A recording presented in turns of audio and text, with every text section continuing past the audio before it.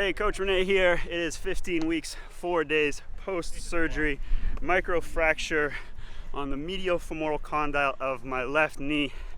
This is Colin. Hello. That's Dennis. Hey. What are we doing, guys? Hiking a goddamn mountain! Ah!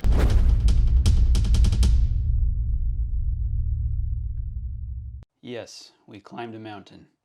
And in today's video, I'm going to be talking a little bit about that, how I got to be able to do that at that stage in my recovery, as well as my current state, my, I guess, unique ability to recover, and some things about my doctor, as well as an update on some of the supplements that I'm taking.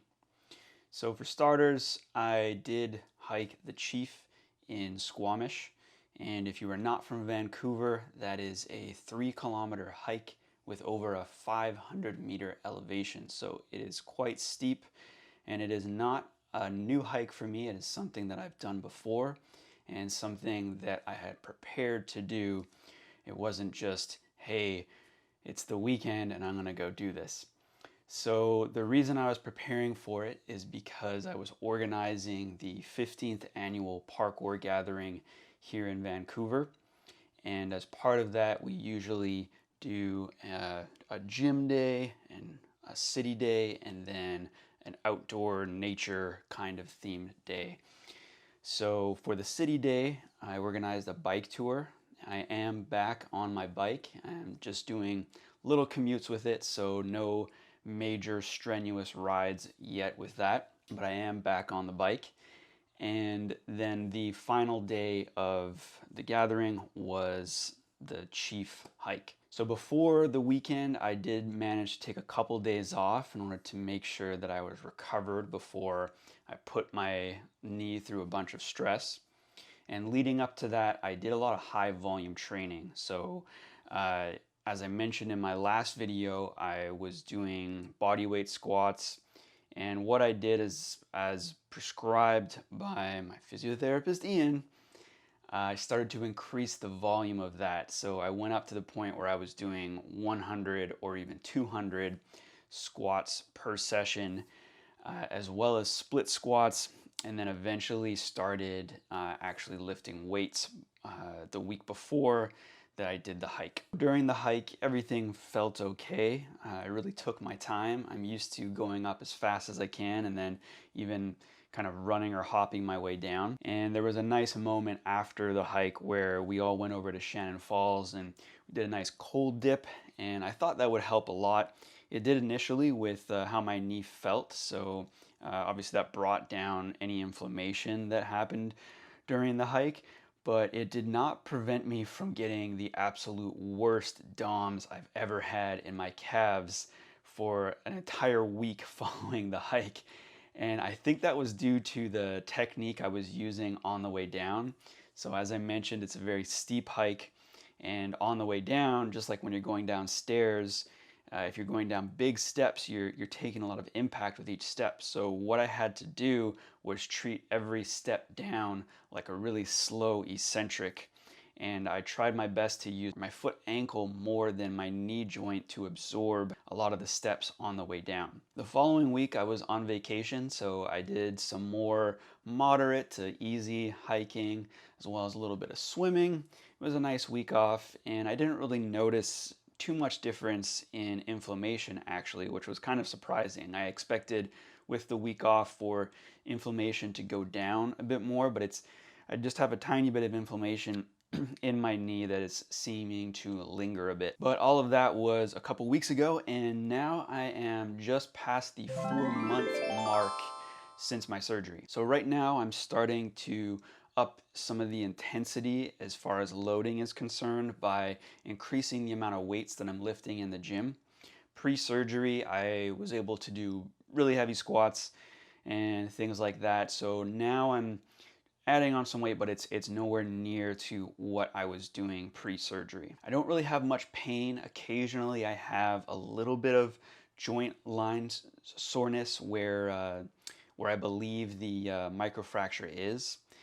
But nothing that is really notable or anything. And a lot of that really turned a corner at that 4-month mark. So as soon as I passed that 4-month mark, I really felt like any symptoms of the surgery really started to go away. And I'm at a point now where my knee and my leg actually feel really normal. I'm pretty happy with the amount of muscle that I've been able to get back. It's nowhere near the amount that I had, obviously, pre-injury, but I do feel like I have a leg that functions better than, I don't know, most people's legs. I would say the only thing that really is of note in terms of symptoms is I still have a nagging Baker's cyst, and that sometimes limits my ability to extend my knee. So I can extend my knee to 0, but if I put both legs out in front of me, I can actually lift my heel up and down on my right leg, whereas I can't yet do that on my left. On my left side, I also don't have complete flexion, so I can't touch my heel to my butt. But as far as flexion and extension go, from just like a general health standpoint, everything looks pretty good. And if you're watching this video because you yourself has gone through microfracture and you don't feel as good as I am, well, there could be some very good reasons for that. And I wanted to get a little bit into that today. So I consider myself to be a fairly high performing individual.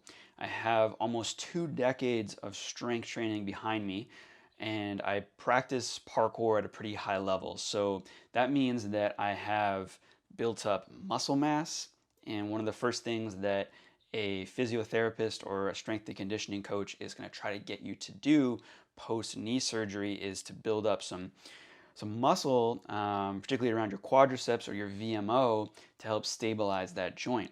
And because I have all this banked up myonuclei from just having previous muscle mass there, I'm regaining a lot of that quite quickly, and it's not something I really need to focus on to get more stability. On top of that, I would say that I have, I don't know, above average at least coordination and balance because I already do a lot of activities that require that. So once I was able to walk, and then you saw me, doing like rail walking and stuff like that, that's all because, I have a athletic history that allows me to do that kind of thing with relative ease, even after being on crutches for 8 or 9 weeks. I also don't have any ligament damage associated with my microfracture. So a lot of people that end up getting microfracture is because along with a cartilage lesion, they also might have ligament damage or a full-on ligament tear, which is going to require its own set of rehab to address. And these are all things that I wish my doctor would take into consideration when we talk about my recovery. In my earlier videos, I wanted to keep everything positive, but the reality is that I do not have a good relationship with my surgeon. So I think I mentioned already in a previous video that it took me a while to get my injury diagnosed. It took me 7 months to get an MRI, and then after that, obviously I had to wait for the results and then wait for a surgery to happen. So there's about a 9-month period in between injury and surgery. During that 7-month period before I had my MRI, I was able to build up to almost 100% function. I still had some pain in the location affected by my meniscal damage, but I didn't actually have too much pain associated with where I had the cartilage damage. It was definitely there, and I can definitely pinpoint some moments during that period of time where I felt like I had 2 separate injuries going on. In fact, I did have 2 separate parts of my body injured, but I was definitely much more affected by the meniscus tear than I was by the cartilage damage. And don't get me wrong, I am totally happy that the cartilage tear was addressed. Of course, this is something that probably would have only got worse over time. But what I'm not happy with is the attitude my doctor had pre-surgery and the way that I interact with him now post-surgery. So pre-surgery, when he saw my MRI, he took a look at the meniscal tear, and he was super positive and very, very confident that I would have a non-invasive surgery and that I would be back to practicing parkour quite quickly. Now, what wasn't addressed was that on my MRI, there also was a part that said cartilage lesion. And I guess it's on me a little bit that I should have asked questions, but when you have a doctor telling you that everything's going to be okay, you aren't really that motivated to get on Google or whatever and start trying to look up things that might be wrong with your knee. And I had that sort of attitude from the point that I was injured all the way up until surgery, because I kept having doctors at the beginning tell me everything is all good, you don't need surgery, there's nothing wrong with you. And then when I finally got some imaging and they addressed that there was something wrong, they said everything's good, this is a minor issue and we can fix it. But when I woke up from my surgery, my doctor did not hesitate to tell me that my knee looked worse than what he described as a 75-year-old patient that he had just treated. And he didn't really think to consider that even though I had high function, I might be able to recover better than someone else's knee may have looked when he got to take a look inside. And what he told me is that they performed the microfracture, but I actually had to look up what a microfracture was. He just said that they had drilled into my bone to address the cartilage tear. And he also mentioned that there was a good amount of damage underneath my kneecap on the medial side that was more related to osteoarthritis, which is something that you'll probably find in most people's knees if they have had a really active and dynamic life, is cartilage just wears down. So he doesn't know how much more time I have before that cartilage is completely worn down. Neither do I. It's anyone's guess. All I know is that I didn't have, nor do I currently have, any symptoms of osteoarthritis. And yet he still has recommended that I do not continue to practice parkour. Now, if you are a parkour practitioner, you may have been told this by a doctor before. If you ever went in with an injury, they may have just said, stop doing parkour. But this is a lot tougher to hear when you're waking up from a major surgery. So on my follow-up appointments with my doctor, he has changed his tone a bit to being someone who I feel like talks down to me. It's been really hard to ask questions, and this overall experience has just left me not feeling very good about our public healthcare system here in Canada. And so what I'm doing right now is looking into different sort of treatments I can get to just be proactive about the recovery and longevity of my knee. And there isn't anything that I've really landed on yet that I feel like I'm going to do. I've looked at prolotherapy, I've looked at different types of injections I could do. But right now, as I've mentioned, everything feels good. So there's not really much reason for me to go into these things, but I will be seeking out some consultations so that I can see whether or not there are any methods I could look into in order to be proactive about the longevity of my knee health. But of course, there are some things that I have been doing to be more proactive about my overall recovery, as I've mentioned in other videos, some of which I'm doing as I'm recording this video right now. And one of the things I wanted to update on are supplements that I'm taking. So in my first video, I talked about some of the supplements that I just kind of grabbed from Costco because I figured why not. But throughout my recovery process, I've not only gained more knowledge about knee anatomy than I've ever had before in my entire life, but I've also started to look more into supplements as they are related to recovery.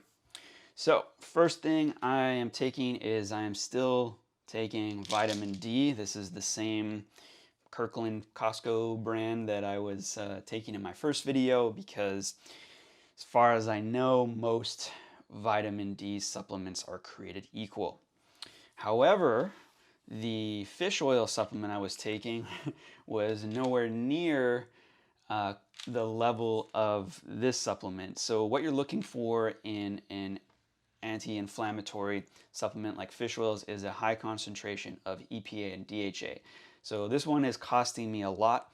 I'm not sponsored by any of the products I'm about to show you. And if you know any that you would like to recommend, please leave me a comment so that I can look into it, as I am currently spending quite a bit of money on supplements. The next one that I'm taking for as an anti-inflammatory is turmeric or curcumin. And again, this is something where not all turmeric supplements are created equal.